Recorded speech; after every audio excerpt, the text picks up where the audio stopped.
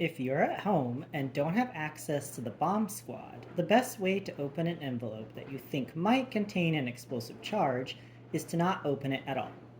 Throw it in a tub filled with water or stick it in your toilet. Within 2 or 3 minutes, you'll be able to see precisely what it is inside of the envelope. If you see wires, a stick of TNT, hundreds of ball bearings, nails, a blasting cap, the odds are someone wants to kill you. Don't open your letter.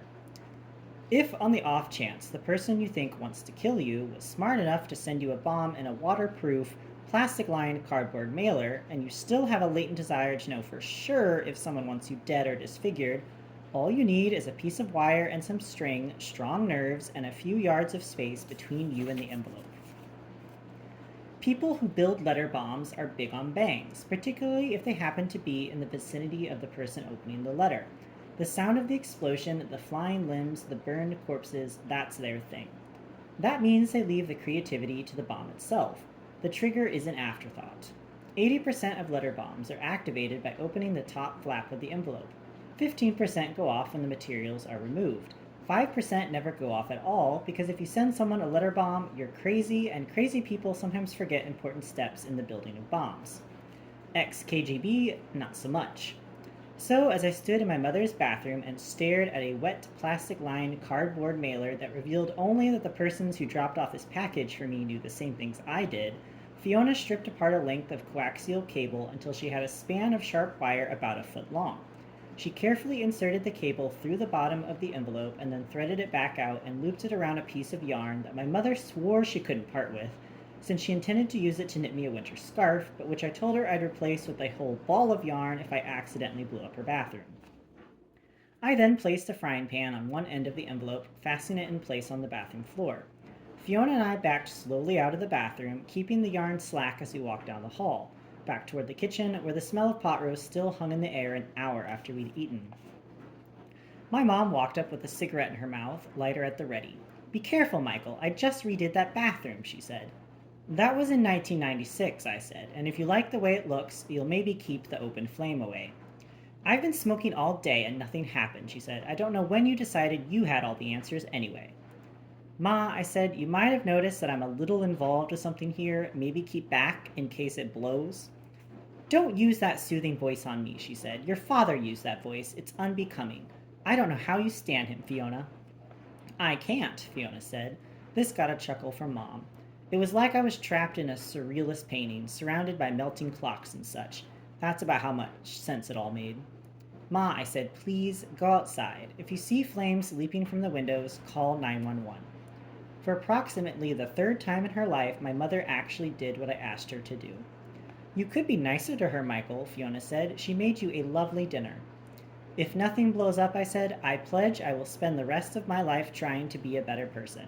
Could we get this done?"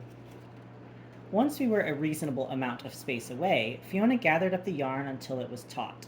She yanked the yarn and split the envelope in half. Nothing went bang.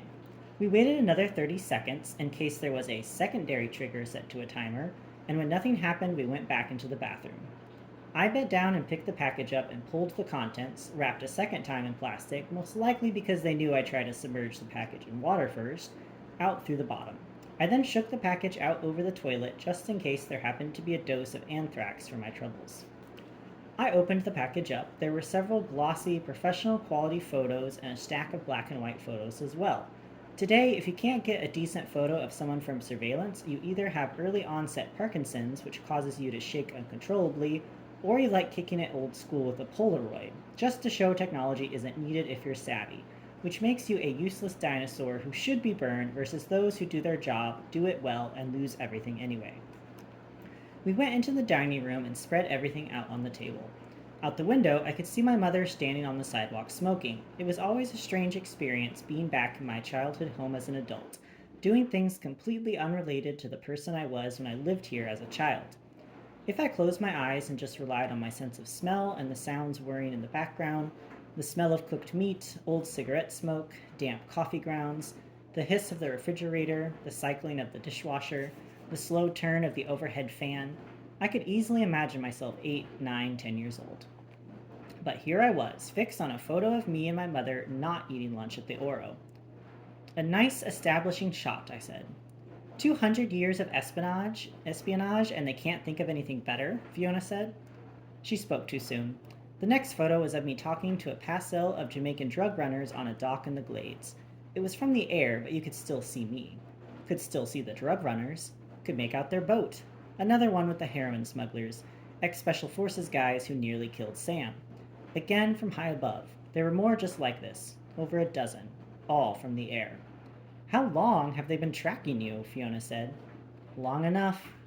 Drones? Fiona asked. Maybe. It looks more like satellite. See the resolution? That's 5, maybe 6 inches. Whose? Could be Russian, I said. There was a photo of me with Philip Cowan, the man I thought had pulled my original ticket moments before he was shot. Could be ours. Could be the Chinese, for all I know. There was a photo of me in Little Haiti meeting with a drug dealer, another with a member of a notorious Colombian crime syndicate. Jesus, they've got me with every known drug dealer in Miami. The close-ups, those could be FBI, but this overhead work, with this clarity, it's not like someone was flying a kite with a camera on it. Jesus. Fiona was silent, never a good sign. I continued looking through the pictures. There were shots of Nate at the dog track, Nate at the stadium, shots of Nate unloading what looked to be an entire rack of men's suits from the back of a semi.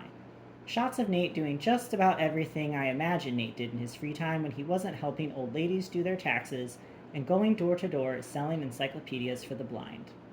Nate, my little brother, the bane of my existence at his worst. My brother finally went at his best. It's been the process of teaching him that being at his best is the choice to make. We have the same parents, so I understand how difficult that decision must be. What does this all mean? Fiona asked, though I suspect she already knew.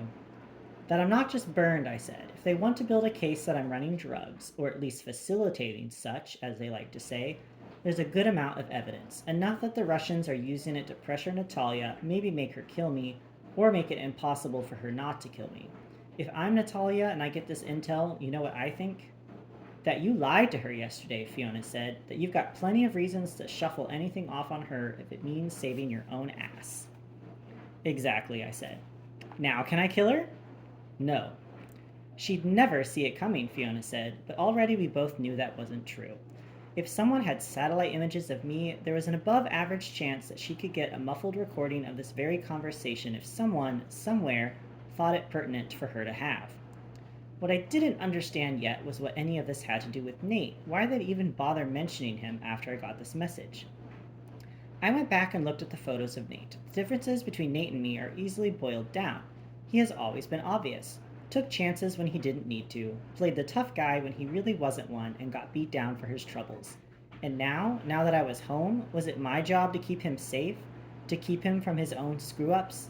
I couldn't be blamed if he acted according to his nature, which was to act before thinking. Which I suppose they knew as well, whoever they were. The odds were good that Nate would just open his mail, provided the return address wasn't from a collection agency, and that a few seconds later he'd be missing his hands or his face or both. At the bottom of the stack of photos was a post-it with a phone number on it, an 800 number. That's nice, Fiona said. I punched the numbers into my phone. Yes, I said, thoughtful. I keep my brother alive, but they pay for the phone call.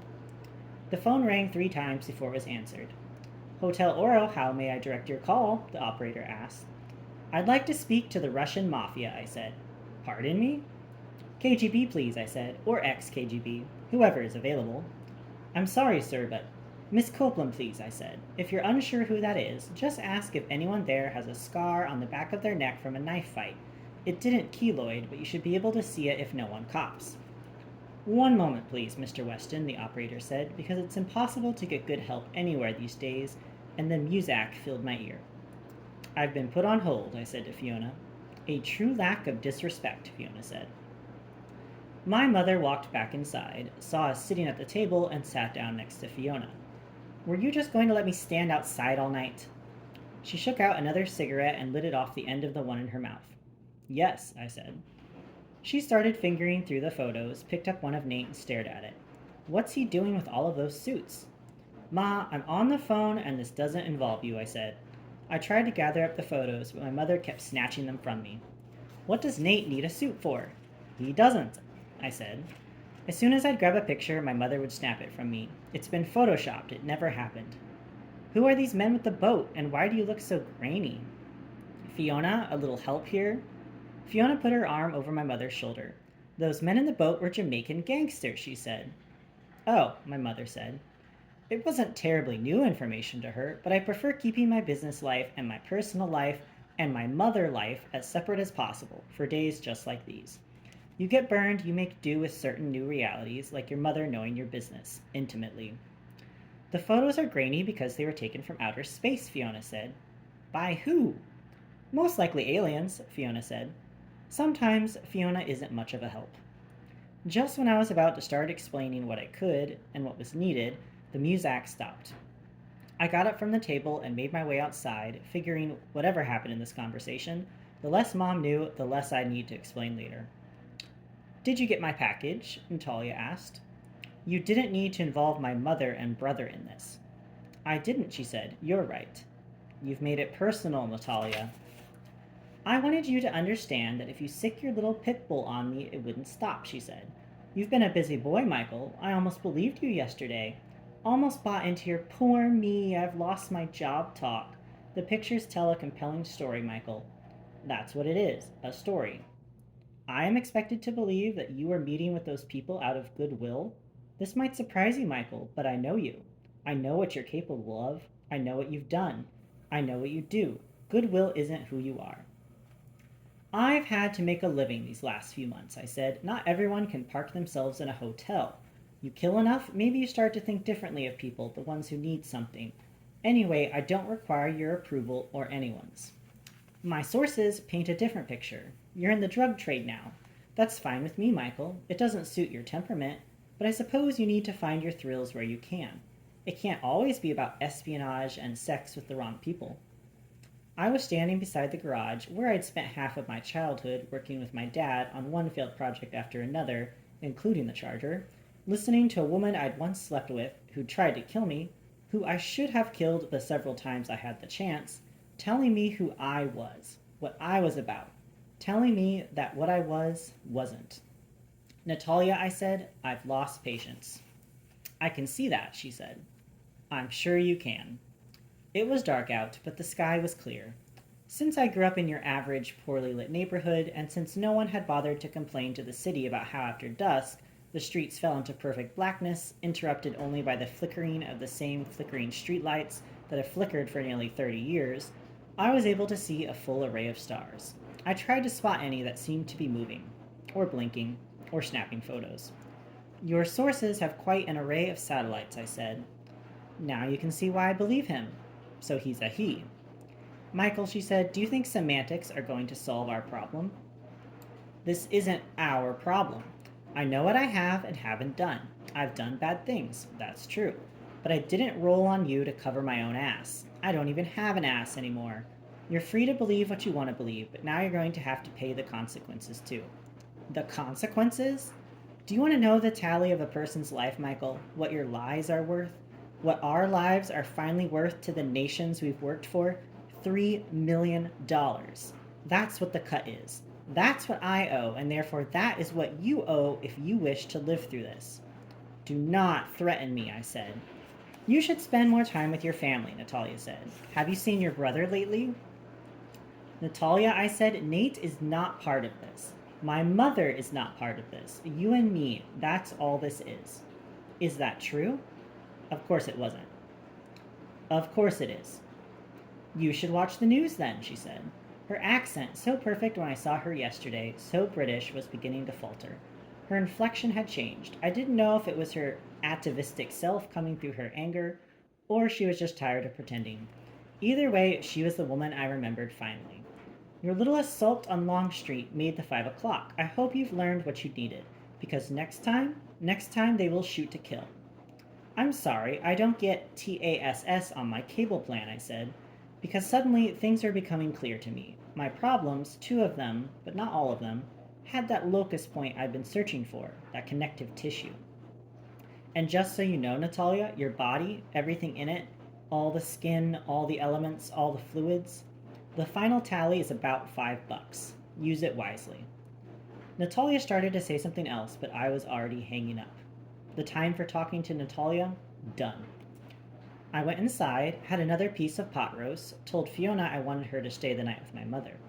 Called Nate, told him not to open any of his mail, and that if anyone came to his door, he should shoot them first, figure out what they wanted second, and if there was any problem, to call me and I'd be there.